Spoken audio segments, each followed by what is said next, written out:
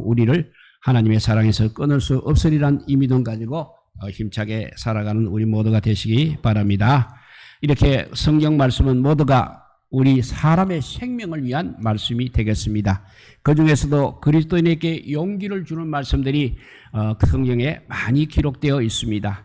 담대함과 용기를 주는 말씀 중에서 오늘 본문 말씀은 정말 절대적인 확신을 주시는 탁월한 말씀이라 하지 않을 수 없습니다. 특히 오늘 본문에서는 하나님의 사랑 그리고 예수 그리스도의 사랑을 강력한 근거로 제시하면서 우리들의 삶의 승리를 확신하게 하고 있는 말씀이 되겠습니다.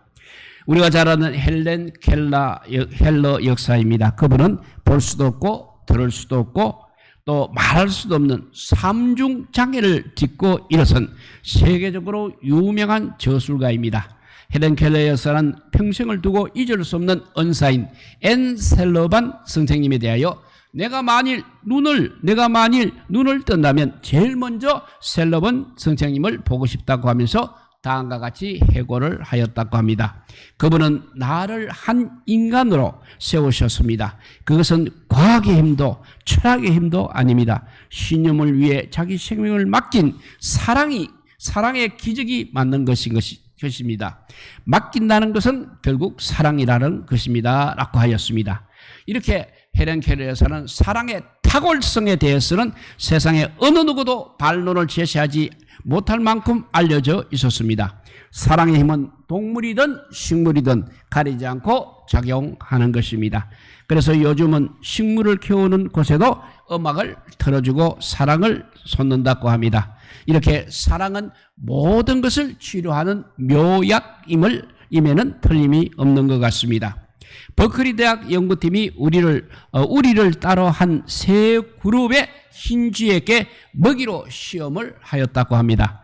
첫 번째 그룹은 우리 안에 한 마리만 넣었습니다. 그리고 그래서 홀로 먹이를 먹게 하였습니다. 두 번째 그룹은 우리에다가 5마리가 어울려 먹이를 먹게 하였습니다. 세 번째 그룹은 우리에 한 마리만 넣었지만 먹이를 줄 때마다 사람이 애정을 쏟으며 먹이를 직접 주었다고 합니다. 그 결과 첫 번째 그룹에 홀로 살던 쥐는 세포 활동이 둔화되어서 작은 뇌를 지닌 채 600일을 살았습니다. 두 번째 그룹은 약간 무거운 뇌로 그래도 조금 더 700일을 살았습니다. 그러나 세 번째 그룹은 활발한 세포 활동을 보이는 무거운 뇌를 가지고 950일을 살았다는 기록이 있습니다. 이처럼 사랑은 어떤 무기보다 강하고 어떤 약보다 치료 효과가 뛰어난다는 것입니다. 먼저 사랑을 예찬하는 것은 오늘 본문에서뿐만 아니라 지금 우리에게도 강력한 힘이 되고 있는 것이 예수 그리스도를 보내신 우리 하나님의 사랑이십니다. 그리고 동시에 자신의 생명을 주신 예수 그리스도의 희생적인 사랑, 이 두 가지 사랑 때문에 우리가 이렇게 강력하게 살아가고 있는 것입니다.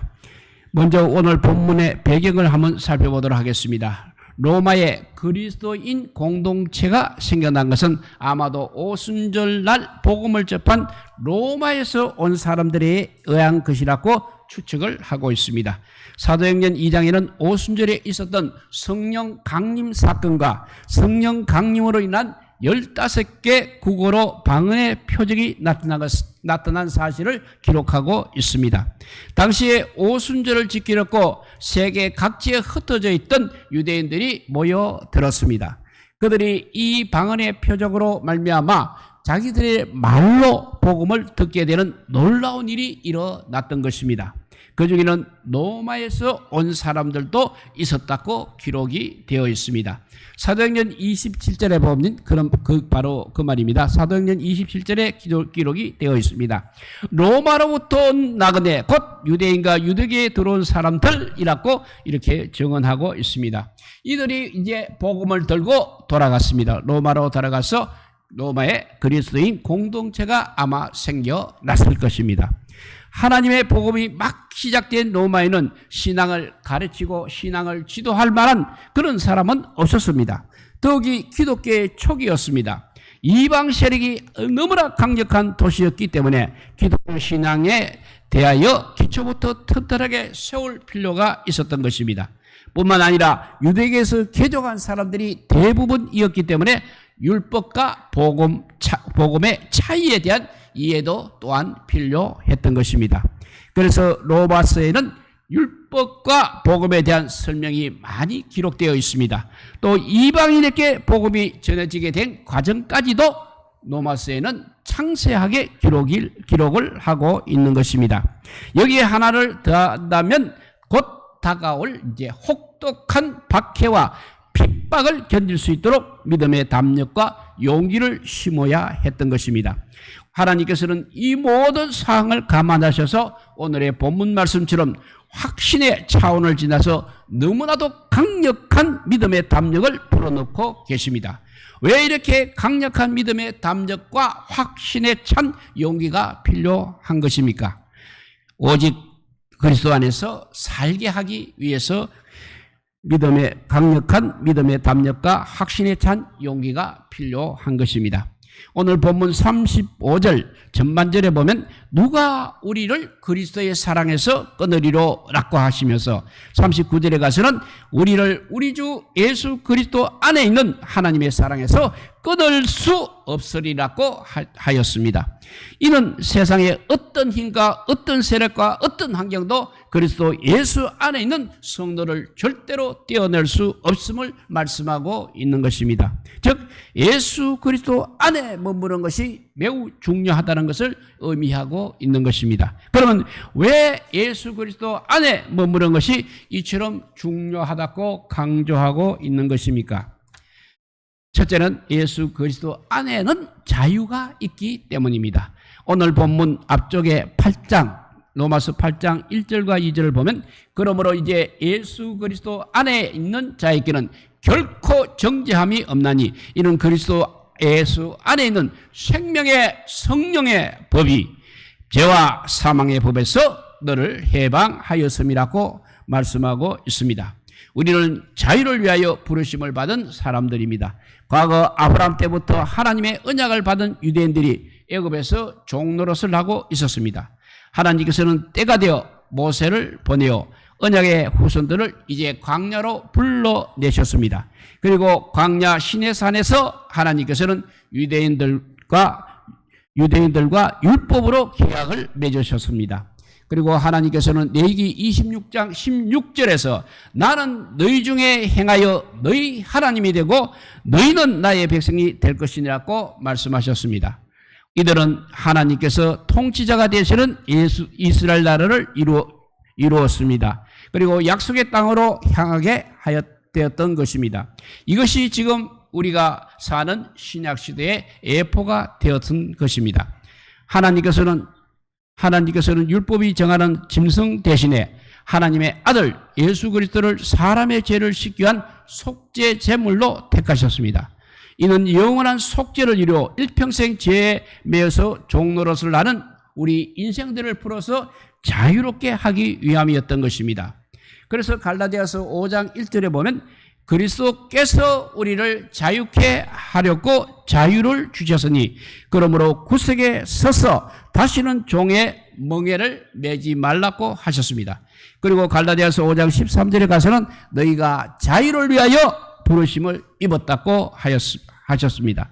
만일 예수 그리스도를 우리가 벗어나게 되면 마치 물고기가 물을 벗어나는 것과 같아서 그 결과가 너무나 분명하다는 것입니다.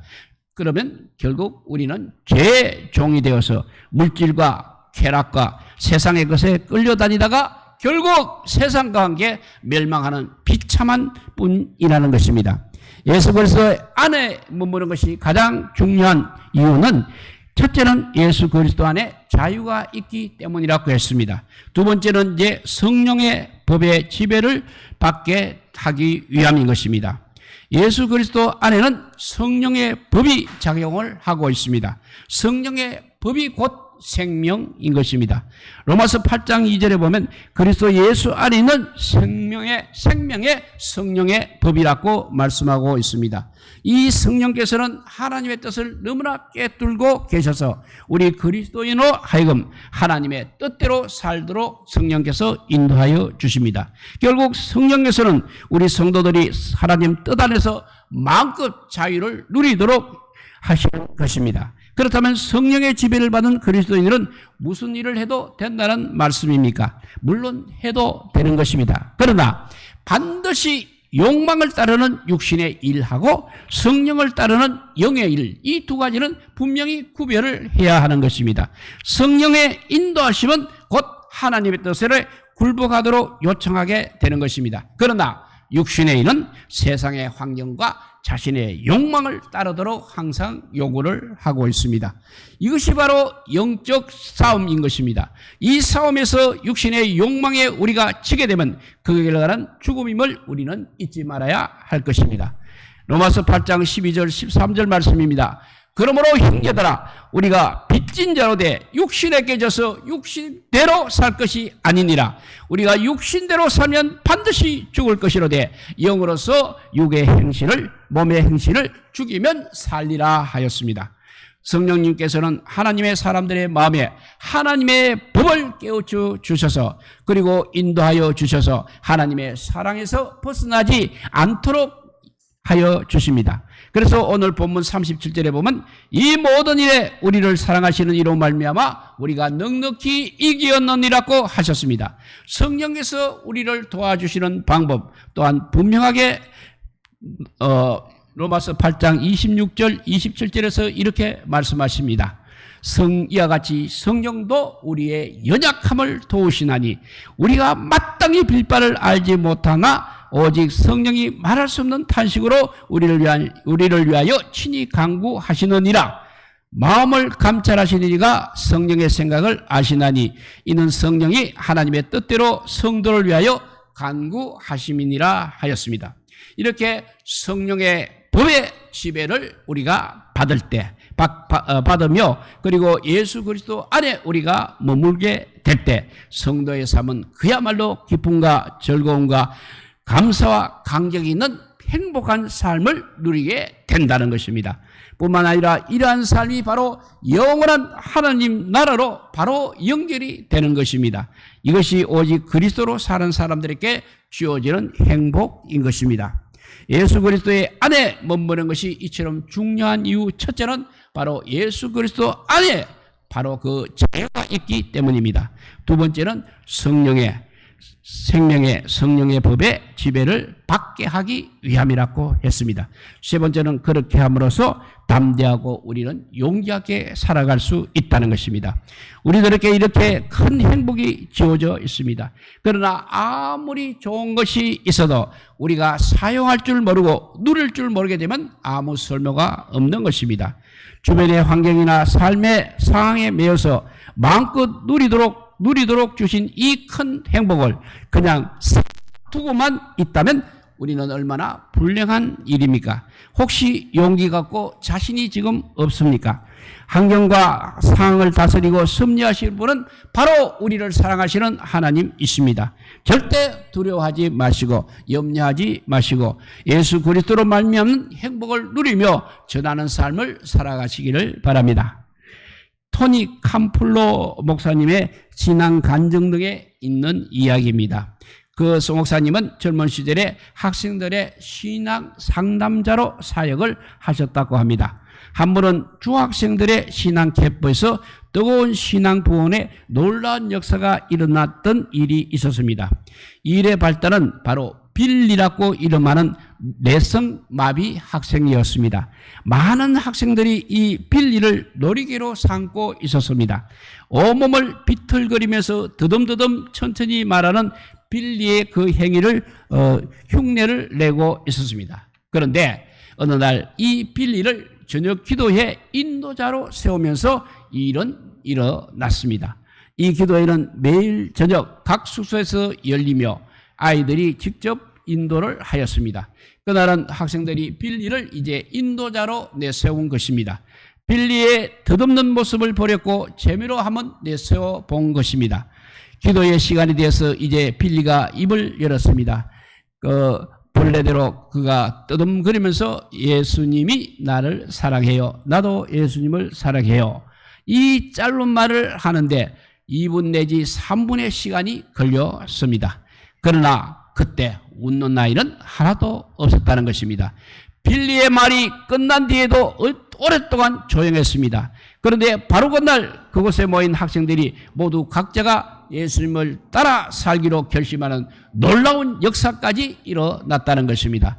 학생들의 신앙 부흥을 위하여 이 캠프에서 많은 예산을 들여 유명한 운동선수라든지 슈퍼스타들을 많이 초대했다고 합니다. 그러나 그 슈퍼스타들이 못한 일을 신앙의 확신과 용기를 가진 이 내성마비 소년이 비로소 이룬 것입니다.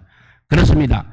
예수님은 우리에게 자유와 행복을 누리도록 하시려고 이 세상에 오셨습니다. 이제 우리가 이 일을 기억하시고 감사하며 다시 마음을 새롭게 가다듬는 우리 모두가 되시기를 바랍니다. 우리를 결코 세상의 환경이라든지 권력과 힘에 무너지도록 하지 않으시는 것입니다. 오히려 넉넉하게 이기게 하시는 우리 주님의 사랑에 항상 감사하기를 바랍니다. 그리고 우리도 그 사랑을 주변의 많은 사람들에게 나누어 주시기 바랍니다. 갈라디아서 5장 13절 말씀입니다. 형제들아 너희가 자유를 위하여 부르심을 입었으나 그러나 그 자유로 육체의 기회로 삼지 말고 오직 사랑으로 서로 종노릇하라고 하셨습니다. 이 말씀대로 우리는 용기 있는 사랑의 행동을 실행해 보아야 하겠습니다. 전도이든 구제이든 봉사이든 성김이든 어떤 행동이라도 우리는 이웃에 대하여 사랑을 항상 표현할 수 있기를 바랍니다. 그리하여 우리 모두 우리의 삶을 아름다운 예수님의 사랑으로 가득 차기를 우리 구주 예수 그리스도의 이름으로 축복드립니다. 기도하겠습니다. 사랑의 하나님 감사합니다. 왜 이 세상이 이렇게 메말라가고 있고 정말 죄악으로 가득 찼겠습니까? 주님께서 우리를 위하여 이 땅에 오셔서 피 흘려 돌아가시면서 우리에게 자유를 주셨고 또 아버지 그 보혈의 능력으로 영원한 나라를 생명으로 받았음에도 불구하고 그것을 가까이 하지 않고 늘 멀리서 바라보기만 하는 저희들이 이렇게 이 세상을 여기까지 오게 했던 것입니다. 이제 마지막 날이 눈앞에 다가와 있습니다. 이제 모든 믿음의 사람들이 일어나서 정말 주님 오심을 준비해야 될 텐데 그렇지 못하고 늘 아버지요 미루기만 하고 있습니다. 이제 우리라도 아버지요 예배를 통해서 찬양을 통해서 기도를 통해서 예수 그리스도의 사랑에 감사할 뿐만 아니라 성령의 능력에 힘입어서 담대하고 강하게 아버지요 세상을 향해서 부르짖는 삶을 살아가는 우리 모두가 되게 하여 주시기를 간절히 빌고 원하오며 우리 구주 예수 그리스도 이름으로 기도드리옵나이다. 아멘.